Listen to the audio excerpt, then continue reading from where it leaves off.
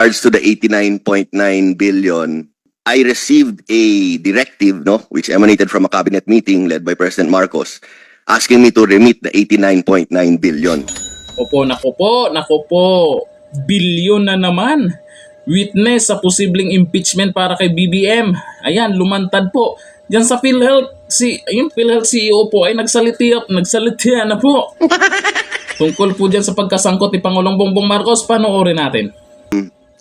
Again, with regards to the 89.9 billion, because it's not only you, Honorable Senator, it's not only Honorable Raffy Tulfo. Everyone is texting me, calling me, saying, ba't hindi mo inisip yung health concerns ng mga tao, pera ng health yan, bakit mo ginagawa yan? Again, I want to reiterate to this honorable committee and to everyone here in this room, I received a directive, which emanated from a cabinet meeting led by President Marcos, asking me to remit the 89.9 billion. So like a good soldier, I am following them, Now, I'm not a lawyer po. So of course, before I did it, I made sure I got clearance from COA, from GCG, and from OGCC. And today, I'm very happy to see my good friend here with us because yesterday, I don't know if you're aware, Solgen came out with a lot of opinions, very good opinions and statements, regarding this transfer, that it is legal, it is above board, blah blah blah blah, and all that, So, So you mean legally possible po ito? Yes po.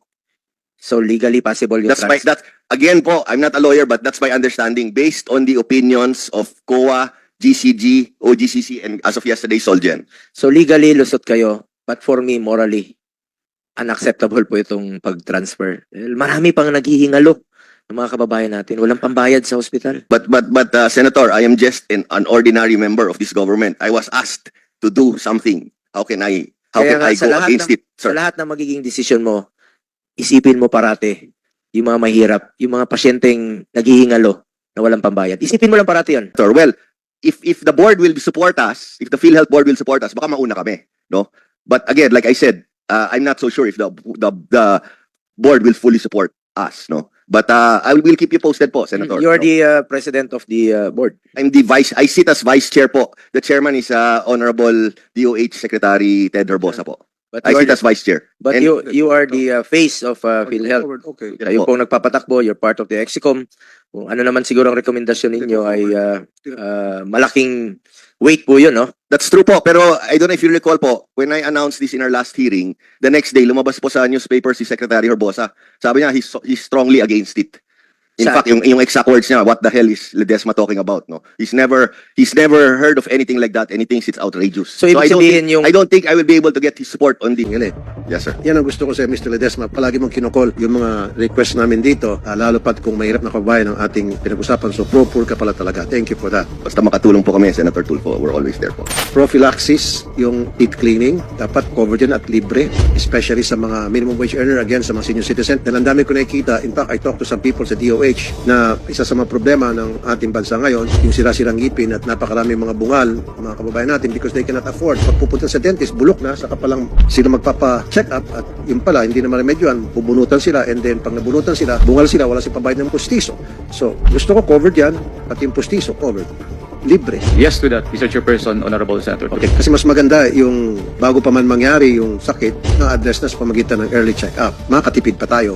At hindi kailangan public dental clinic, pati sa private, allowed sila. We will include it in our consulta package po. Thank you, sir. I really appreciate that. How about doon po sa tinatawag na gamot program para sa mga seniors? Gusto ko po, libre na rin po yung mga maintenance para sa mga senior citizen. Allow rin mga maintenance para sa puso, diabetes. Halimbawa, pupunta sa private hospital, itong kababayan natin, at mahirap siya. And then, niresetahan siya ng doktor sa pagkukonsulta. So, yung gamot na yon dapat libre. That's correct, Mr. Chairperson. It's covered under the Consulta program. At 100% coverage. Yes, Mr. Chairperson. Paano po malalaman ng mga pasyente na meron palang konsulta program dito or pag private, ito pala accredited at dito natin magpakonsulta and then maresetahan ako ng gamot, libre, complements of the PhilHealth, anong klaseng information dissemination meron kayong ginagawa? Through our employees in the region, we're also announcing this information through radio as well as on TV programs, Honorable Senator. Ano sa tingin nyo, impeachable ba yung ginawa ni PBBM? Kung talagang totoong ginawa ni Pangulong Bongbong Marcos, ayon po yan sa isang PhilHealth CEO na bilyon-bilyon na inilabas galing sa PhilHealth. Sa totoo lang, ay dami pang kailangang ano yung spirit. Kung maaari nga, bawasan yung ano yung contribution Ang laking pera pala dyan sa PhilHealth. Di ba?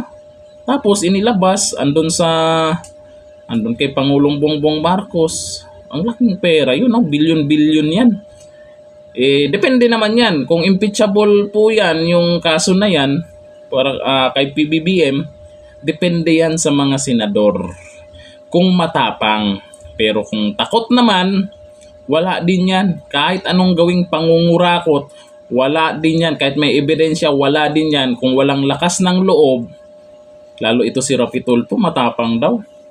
Matapang nga ba? Anong nangyari din sa PCS?